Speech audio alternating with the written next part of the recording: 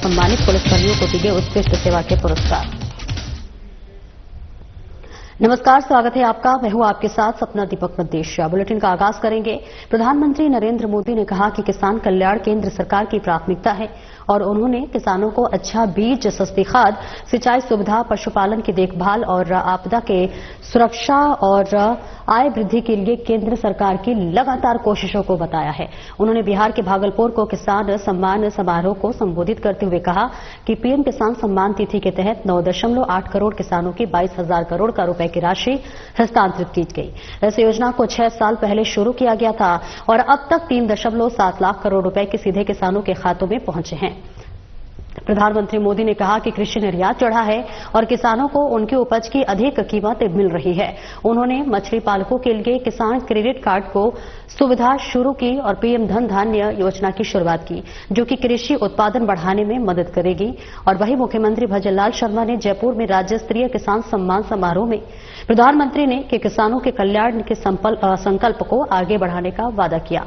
उन्होंने बताया कि राज्य सरकार ने किसानों के लिए कई योजनाएं लागू की हैं, जैसे सौर संयंत्रों, ड्रिप सिंचाई और सिंचाई पाइपलाइन के लिए वित्तीय सहायता, जो 4 लाख किसानों को लाभान्वित करेगी।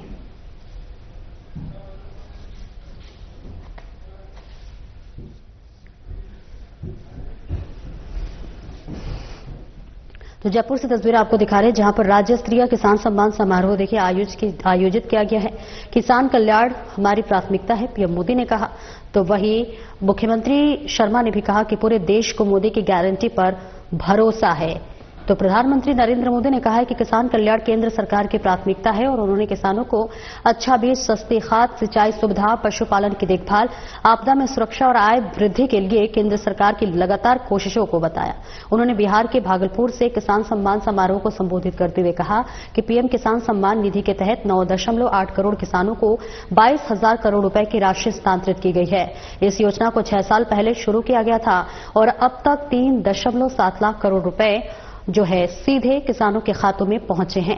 वहीं प्रधानमंत्री मोदी ने कहा है कि कृषि निर्यात बढ़ा है और किसानों को उनकी उपज की अधिक कीमत मिल रही है। उन्होंने मछली पालकों के लिए किसान क्रेडिट कार्ड की सुविधा शुरू की और पीएम धन धान्य योजना की शुरुआत की, जो कि कृषि उत्पादन बढ़ाने में मदद करेगी। मुख्यमंत्री भजनलाल शर्मा ने जयपुर में राज्य स्तरीय किसान सम्मान समारोह में प्रधानमंत्री के किसानों के कल्याण के संकल्प को आगे बढ़ाने का वादा किया।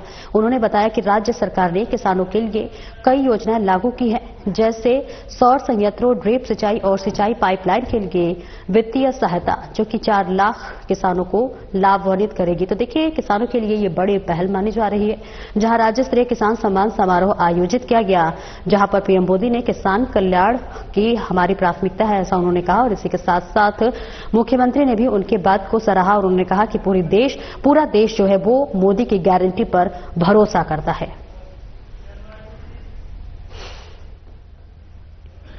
और राज्यपाल हरिभाऊ बागड़े ने किसानों से अपील की है कि वे केवल पारंपरिक खेती तक सीमित न रहे, बल्कि पशुपालन, डेयरी और उद्यानिकी आधारित उद्योगों को भी अपनाएं। उन्होंने यह भी कहा कि बालिकाओं को शिक्षा से जोड़ने और ग्रामीणों क्षेत्रों में युवा और महिलाओं के कौशल का विकास करने की आवश्यकता है। ये उद्गार राज्यपाल बागड़े ने बीकानेर के स्वामी केशवानंद राजस्थान कृषि विश्वविद्यालय द्वारा गोद लिए गए गांव पेमासर में सोमवार को आयोजित हुए कार्यक्रम के दौरान व्यक्त किया। और वही कार्यक्रम में किसानों ने संवाद करते हुए बागड़े ने खेती में रासायनिक उर्वरक को अंधाधुंध उपयोग पर चिंता जताई है और कहा कि इससे भूमि की उर्वरा शक्ति पर प्रतिकूल असर पड़ा है और ये मानव स्वास्थ्य के लिए भी हानिकारक है। उन्होंने कहा कि रासायनिक उर्वरकों के कारण कैंसर जैसे गंभीर रोगों की संख्या में जो है वृद्धि हो रही है। इस संदर्भ में उन्होंने किसानों से प्राकृतिक खेती अपनाने का आह्वान किया, ताकि पर्यावरण और स्वास्थ्य दोनों की रक्षा की जा सके।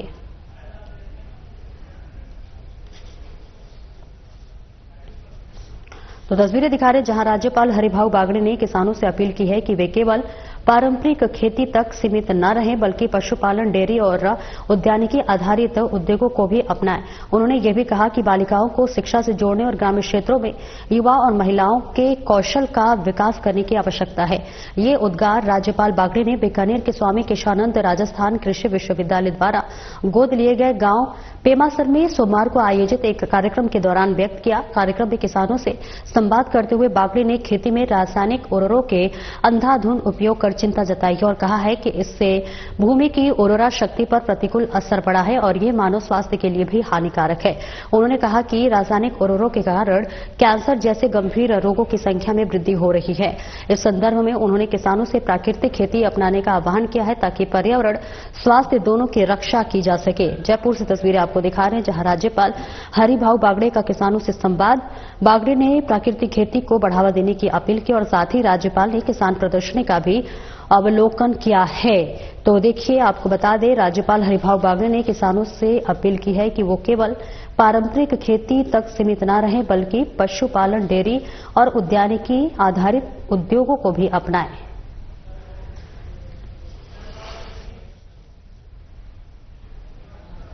और राज्यपाल हरिभाऊ बागड़े ने बीकानेर में स्वामी केशवानंद राजस्थान कृषि विश्वविद्यालय के 21वें दीक्षांत समारोह में कहा कि कृषि विश्वविद्यालय को किसानों तक शोध और अनुसंधान का लाभ पहुंचाने को दिशा में काम करना चाहिए। उन्होंने पानी की बचत को उत्पादन को जोड़ते हुए सभी से पानी की बचत से सहयोग की अपील की है। राज्यपाल ने कहा है कि देश की जनसंख्या बढ़ने के साथ ही पानी और जमीन सीमित हो गई है, जिससे इनका समुचित उपयोग अत्यंत आवश्यक हो गया है। राज्यपाल ने कहा कि राजस्थान में पानी की कमी को देखते हुए भूजल स्तर को सुधारने के लिए पानी रोकने की आवश्यकता है। उन्होंने हर खेत को पानी और हर हाथ को काम की अवधारणा को साकार करने की बात की। समारोह में राज्यपाल ने कृषि संकाय, सामुदायिक विज्ञान संकाय और IABM के 1480 विद्यार्थियों को उपाधि प्रदान की है। तो वहीं डॉक्टर राम मंगला राय को कृषि में उत्कृष्ट योगदान के लिए डॉक्टर ऑफ साइंस की मानद उपाधि दी गई है। उन्होंने विश्वविद्यालय के वैज्ञानिकों द्वारा प्रकाशित 9 पुस्तकों का विमोचन किया और स्वर्गीय राम नारायण चौधरी कृषि महाविद्यालय के भवन और छात्रावास का लोकार्पण किया। राज्यपाल ने आपड़ो कृषि बाजार का भी उद्घाटन किया और किसानों से अपने उत्पादों के विपणन के लिए सजग रहने की अपील की है।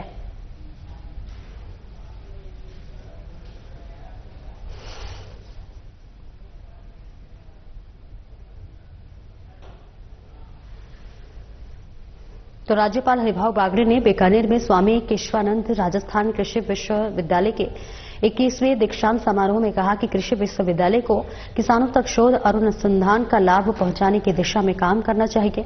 उन्होंने पानी की बचत को उत्पादन से जोड़ते हुए सभी से पानी की बचत में सहयोग की अपील की है। तो वहीं राज्यपाल ने कहा है कि देश की जनसंख्या बढ़ने के साथ ही पानी और जमीन सीमित हो गई है, जिससे इनका समुचित उपयोग अत्यंत आवश्यक हो गया है। राज्यपाल ने कहा कि राजस्थान में पानी की कमी को देखते हुए भूजल स्तर को सुधारने के लिए पानी रोकने की आवश्यकता है। उन्होंने हर खेत को पानी और हर हाथ के काम को अवधारणा को साकार करने की बात कही है। तो वही आपको बता दें कि समारोह में इस वक्त राज्यपाल ने कृषि संकाय और सामुदायिक विज्ञान संकाय और IPS के 1480 विद्यार्थियों की उपाधि प्रदान की और साथ ही डॉक्टर मंगला राय को कृषि में उत्कृष्ट योगदान के लिए डॉक्टर ऑफ साइंस की मानद उपाधि दी गई है। उन्होंने विश्वविद्यालय के वैज्ञानिकों द्वारा प्रकाशित 9 पुस्तकों का विमोचन किया और स्वर्गीय राम नारायण चौधरी कृषि महाविद्यालय के भक्त और छात्रावास का लोकार्पण किया। राज्यपाल ने आपड़ो कृषि बाजार का भी उद्घाटन किया और किसानों से अपने उत्पादों के विपणन के लिए भी सजग रहने की अपील की है। तो आपको बता दें, जयपुर से तस्वीरें दिखा रहे हैं जहां दीक्षांत समारोह में राज्यपाल बागड़े पहुंचे। राज्यपाल ने दीक्षांत समारोह को संबोधित किया और ऐसे में बागड़े ने कृषि विश्वविद्यालय के शोध पर भी जोर दिया। राज्यपाल ने आपड़ो कृषि बाजार का उद्घाटन किया है, जो कि एक किसानों के लिए भी देखिए बड़ी पहल मानी जा रही है। तो राज्यपाल हरिभाऊ बागड़े ने बीकानेर में स्वामी केशवानंद राजस्थान कृषि विश्वविद्यालय के 21वें दीक्षांत समारोह में भाग लिया। उप मुख्यमंत्री दिया कुमारी के निर्देशों पर पर्यटन विभाग अब राजस्थान आने वाले पर्यटकों के लिए एक मोबाइल ऐप तैयार करवा रहा है। इस ऐप के माध्यम से पर्यटक राजस्थान को सभी प्रकार की पर्यटन सूचनाएं प्राप्त कर सकेंगे और पर्यटन से संबंधित मदद भी ले सकेंगे। सोमवार को सचिवालय में आयोजित बैठक में उप मुख्यमंत्री दिया कुमारी के समक्ष शासन सचिव पर्यटन रवि जैन ने इस ऐप और अन्य योजनाओं पर प्रस्तुतिकरण दिया है। उप मुख्यमंत्री ने अधिकारियों को निर्देश दिया है कि ऐप को इस तरह के तैयार किया जाए जिससे कि पर्यटकों को पूरी जानकारी और सुविधाएं एक ही प्लेटफॉर्म पर मिल सके। इसके अलावा जयपुर स्थित राजस्थान स्कूल ऑफ आर्ट को विरासत म्यूजियम में बदलने की योजना के सामने आई। उप मुख्यमंत्री ने इस प्रस्तुतिकरण के दौरान निर्देश दिए हैं कि म्यूजियम के माध्यम से राजस्थान की कलाओं, कलाकृतियों और कलाकारों का संरक्षण किया जाए ताकि आम जनता और पर्यटक राजस्थान की अनूठी कला संस्कृति से परिचित हो सके। दिया कुमारी ने पर्यटन विभाग से संबंधित बजट घोषणाओं पर भी बिंदुवार चर्चा की और उनके क्रियान्वयन के लिए आवश्यक निर्देश दिए। उन्होंने कहा कि सभी बजट घोषणाओं की समयबद्ध पालना सुनिश्चित की जाए।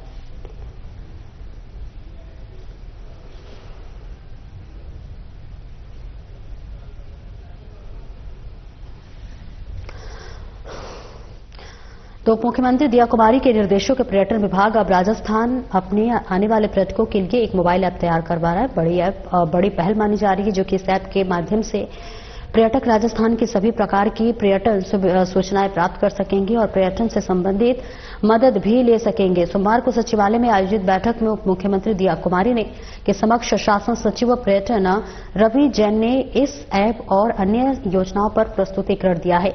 उप मुख्यमंत्री ने अधिकारियों को निर्देश दिए हैं कि ऐप को इस तरह के तैयार किया जाए जिससे पर्यटकों को पूरी जानकारी और सुविधा एक ही प्लेटफॉर्म पर मिल सके। इसके अलावा जयपुर स्थित राजस्थान स्कूल ऑफ आर्ट को विरासत म्यूजियम में बदलने की योजना सामने आई। और सोमवार को मध्य प्रदेश के बीजेपी अध्यक्ष विष्णु दत्त शर्मा, मध्य प्रदेश सरकार के उप मुख्यमंत्री जगदीश देवड़ा और राजेंद्र शुक्ला सहित मध्य प्रदेश बीजेपी पदाधिकारियों का मदन राठौर ने भव्य स्वागत किया है। बीजेपी जयपुर शहर जिलाध्यक्ष अमित गोयल ने बताया है कि बीजेपी प्रदेश अध्यक्ष मदन राठौर ने भी बीजेपी कार्यालय आने वाले एमपी बीजेपी प्रदेश अध्यक्ष विष्णु दत्त शर्मा और दोनों उप मुख्यमंत्री का दुपट्टा पहनाकर स्वागत किया। इस दौरान मध्य प्रदेश प्रभारी महेंद्र सिंह, पूर्व केंद्रीय मंत्री सुरेश पचौरी और पूर्व जिला अध्यक्ष भोपाल सुमित पचौरी का भी दुपट्टा पहनाकर स्वागत किया गया है। इस बीच आपको बताते चले कि एमपी बीजेपी का ये स्वागत की तस्वीरें दिखा रहे हैं, जहां पर सोमवार को मध्य प्रदेश के बीजेपी अध्यक्ष विष्णु दत्त शर्मा, मध्य प्रदेश सरकार और उप मुख्यमंत्री जगदीश देवड़ा और राजेंद्र शुक्ला सहित मध्य प्रदेश बीजेपी पदाधिकारियों का मदन राठौर ने भव्य स्वागत किया।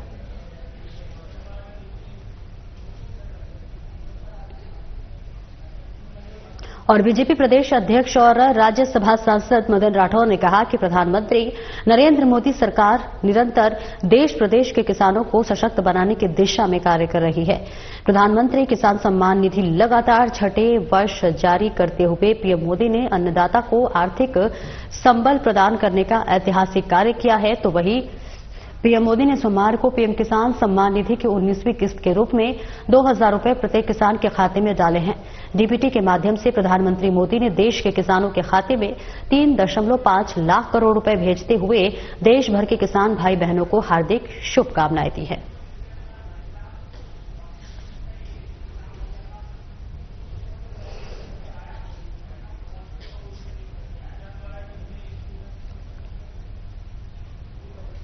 और राजस्थान 16वीं विधानसभा का सत्र जारी है। सदन की कार्यवाही के दौरान सोमवार को बगरू विधायक डॉक्टर कैलाश वर्मा ने बगरू विधान सभा क्षेत्र की ग्राम पंचायत कलवाड़ा में उप तहसील की स्वीकृति से संबंधित प्रश्न विधानसभा में रखा। डॉक्टर वर्मा ने प्रेस नोट जारी कर कहा है कि ग्राम प्रधान कलावाड़ा के आसपास बढ़ती आबादी को ध्यान में रखते हुए उप तहसील की स्वीकृति के लिए विधानसभा में तारांकित प्रश्न के माध्यम से मांग रखी है। विभागीय मापदंडों के अनुसार कार्रवाई करते हुए सरकार की उप तहसील की स्वीकृति मिल सके, इसके लिए प्रयास किया जाएगा। डॉक्टर वर्मा ने कहा कि विधानसभा क्षेत्र के चहुमुखी विकास के लिए हर संभव प्रयास जारी रहेगा।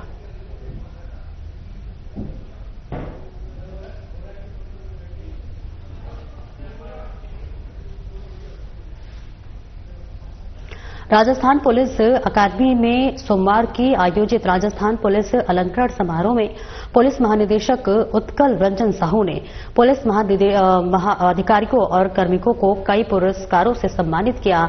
समारोह में केंद्रीय गृह मंत्री पदक डीजीपी और रिस्क, इसी के साथ साथ अति उत्कृष्ट सेवा पदक और उत्कर्ष सेवा पदक प्रदान किए गए। केंद्रीय गृह मंत्री पदक से सम्मानित होने वालों में उप महानिरीक्षक गौरव यादव, पुलिस उपायुक्त अमित कुमार, सहायक पुलिस उपायुक्त गुमना राम, पुलिस निरीक्षक अमित सिहाग और अन्य पुलिसकर्मी शामिल रहे। मरणोपरांत सम्मान पाने वाले अमित सिहाग की पत्नी संतोष चौधरी ने सम्मान प्राप्त किया। डीजीपी डिस्क से सम्मानित होने वाले में महानिदेशक डॉक्टर रवि प्रकाश मेहरड़ा, महानिदेशक संजय अग्रवाल, अतिरिक्त महानिदेशक मालिनी अग्रवाल सहित कई वरिष्ठ अधिकारी शामिल थे। परेड में 4th और 5वीं बटालियन आरएसी जयपुर आयुक्तालय की महिला पुलिसकर्मियों, पुरुष पुलिसकर्मियों और अन्य बटालियनों ने भाग लिया। पुलिस महानिदेशक ने सभी सम्मानित पुलिस अधिकारियों और कार्मिकों को बधाई दी और उन्हें अपने कार्य क्षेत्र में पूरी निष्ठा के साथ कार्य करने के लिए प्रेरित किया।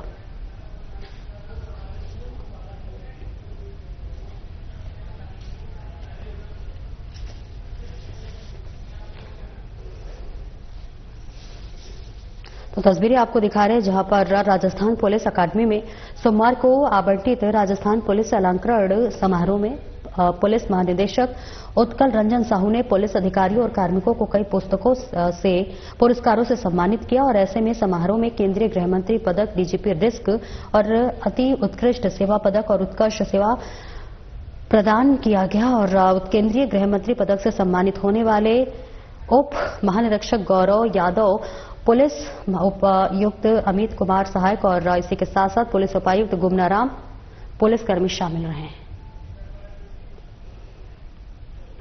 सोमवार को टीबी मुक्त ग्राम पंचायत अभियान के अंतर्गत मिनी स्वास्थ्य भवन सेठी कॉलोनी स्थित सभागार कक्ष में एक कार्यालय का आयोजन किया गया।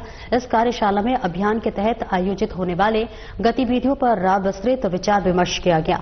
कार्यशाला में मुख्य वक्ता राज्य क्षय रोग अधिकारी डॉक्टर पुरुषोत्तम सोनी ने अभियान के विषय में गहराई से जानकारी दी। उन्होंने जिला और ब्लॉक स्तर पर की जाने वाली गतिविधियों पर चर्चा की और पीपीटी प्रेजेंटेशन के माध्यम से अभियान के 6 प्रमुख इंडिकेटर्स पर प्रकाश डाला। डॉक्टर सोनी ने टीबी मरीजों की अधिक से अधिक सैंपलिंग और सीबी नॉट व 2 नॉट मशीन के जरिए टीबी स्क्रीनिंग के महत्व पर जोर दिया।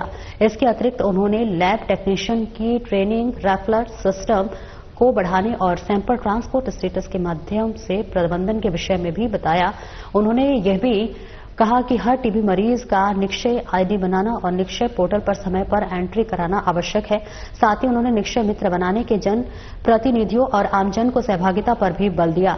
संबंधित गतिविधियों पर चर्चा करते हुए डॉक्टर सोनी ने सभी कार्यों को नियत समयावधि से प्रभावी तरीके से संपन्न कराने की आवश्यकता पर जोर दिया। कार्यशाला में उपस्थित अन्य प्रमुख वक्ताओं में संयुक्त निदेशक जयपुर जोन डॉक्टर यदुराज सिंह शामिल थे। उन्होंने अभियान के समाज में प्रत्येक वर्ग तक जागरूकता का संदेश पहुंचाने के महत्व को रेखांकित करते हुए सभी से गंभीरता से प्रयास करने की अपील की। जिला क्षय रोग अधिकारी जयपुर प्रथम डॉक्टर रविंद्र कुमार खत्री ने सीबी नॉट व 2 नॉट मशीन की विशेषताओं पर चर्चा की, तो वहीं जयपुर द्वितीय के जिला क्षय रोग अधिकारी डॉक्टर रामावतार जायसवाल ने सामूहिक सहभागिता की महत्वता पर बल दिया, जिसमें अभियान के लक्ष्यों की प्राप्ति संभव हो सके। कार्यशाला में सीएमएचओ जयपुर प्रथम डॉक्टर रवि शेखावत, सीएमएचओ जयपुर द्वितीय डॉक्टर हंसराज भंडालिया सहित संभाग के अन्य 6 जिलों के सीएमएचओ, डीटीओ और पीपीएम कोऑर्डिनेटर भी उपस्थित रहे।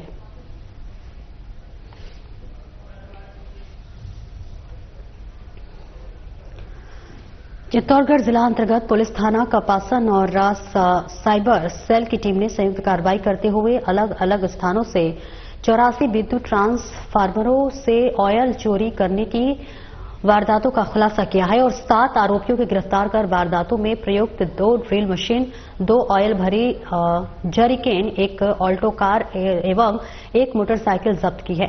एसपी जोशी ने बताया है कि 17 फरवरी को जेएन आरएससीबी कपासन अमित कुमार ने रिपोर्ट दी है कि 2 फरवरी को छापरी और 7 फरवरी को बलारडा गांव के खेतों पर लगे विद्युत ट्रांसफार्मरों से अज्ञात बदमाश रात के समय ट्रांसफार्मरों में ड्रिल मशीन से छेद करके ऑयल चोरी कर ले गए और रिपोर्ट पर प्रकरण दर्ज कर जांच शुरू कर दी गई है और चोरी का खुलासा करते हुए 7 आरोपियों को पुलिस ने धर दबोचा है।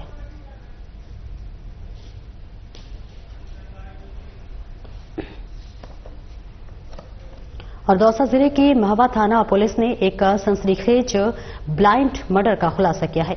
आरोपी पति गिरिराज सिंह गुर्जर ने अपनी पत्नी भगवानी देवी की हत्या कर शव को जलाकर दाह संस्कार कर दिया और किसी को सूचना नहीं दी। पुलिस ने आरोपी को गिरफ्तार किया है जो कि अपनी पत्नी को शारीरिक और मानसिक रूप से प्रताड़ित करता था। पुलिस टीम ने घटनास्थल से मिले साक्ष्यों और गहन पूछताछ के बाद आरोपी को पकड़ने में सफलता हासिल की है। इस खुलासे में सीओ मनोहर लाल और एसएचओ राजेंद्र कुमार समेत अन्य पुलिसकर्मियों की महत्वपूर्ण भूमिका रही।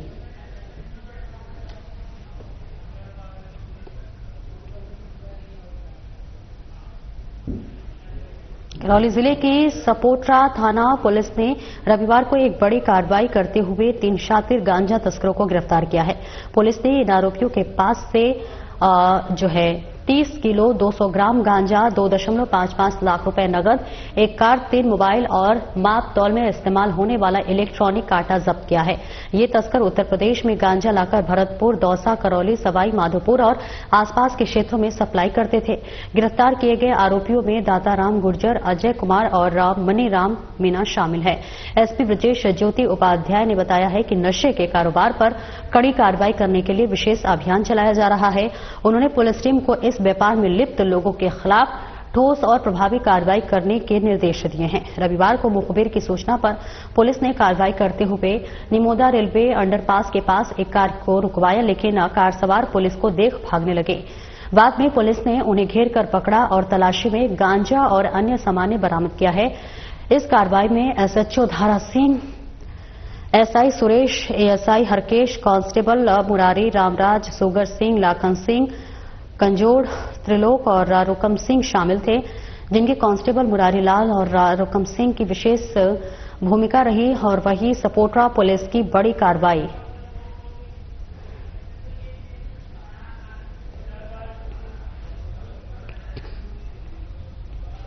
कांग्रेस के नेता अभिषेक चौधरी ने बीजेपी के खिलाफ कड़ा रुख अपनाते हुए कहा कि इंदिरा गांधी पर की गई अमर्यादित टिप्पणी और कांग्रेस विधायकों के निलंबन के खिलाफ कांग्रेस सड़कों पर उतरेगी। झोटवाड़ा विधानसभा और एनएसयूआई के हजारों कार्यकर्ताओं के साथ अभिषेक चौधरी ने बीजेपी की तानाशाही और लोकतंत्र की हत्या की कड़ी निंदा की है।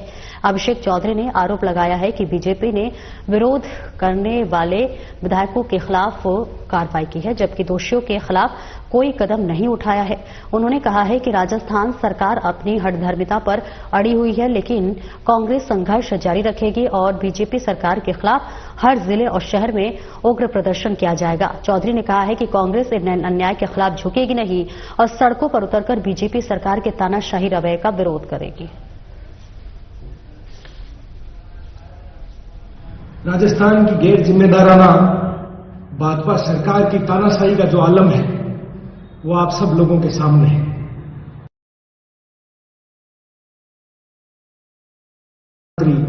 भारत रत्न एक अमर्यादित टिप्पणी भाजपा के एक मंत्री करते हैं सदन में खड़े होकर, और उस टिप्पणी पर कार्रवाई करने के बजाय, उसके ऊपर लेने के बजाय कांग्रेस पार्टी के ही 6 विधायकों को निलंबित कर दिया जाता है।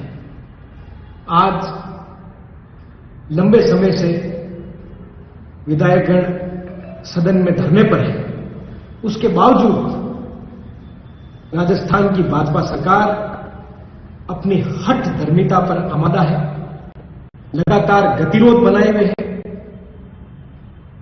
प्रदेश की जनता को बेवकूफ बनाने का काम ये भाजपा की गैर जिम्मेदाराना सरकार कर रही है। धौलपुर बीजेपी जिला उपाध्यक्ष लक्ष्मण सिंह तोमर ने जिला प्रभारी मंत्री जवाहर सिंह बेढ़म को पत्र लिखकर चंबल रेत की निकासी की अनुमति देने की मांग की है। भारतीय जनता पार्टी के जिला उपाध्यक्ष लक्ष्मण सिंह तोमर ने बताया है कि रेत की अनुपलब्धता के कारण निर्माण कार्य ठप पड़े हैं और जनता महंगे दामों पर घटिया गुणवत्ता का रेत खरीदने को मजबूर है। उन्होंने कहा कि रेत न केवल रोजगार का साधन है बल्कि स्थानीय निर्माण कामों के लिए भी जरूरी है। वर्तमान में रेत के ऊंची कीमतों के कारण आम जन को भारी अधिक बोझ उठाना पड़ रहा है, जिससे बाजार पर भी नकारात्मक प्रभाव पड़ रहा है। पत्र में यह भी उल्लेख किया गया है कि रेत परिवहन को लेकर पुलिस और रेत माफियाओं के बीच टकराव बना रहता है और ऐसे में जिससे कि कई बार जन सुरक्षा को भी खतरा उत्पन्न हो जाता है। उन्होंने प्रशासन से जल्द चंबल रेत की निकासी की अनुमति देकर जनता को राहत देने की अपील की है।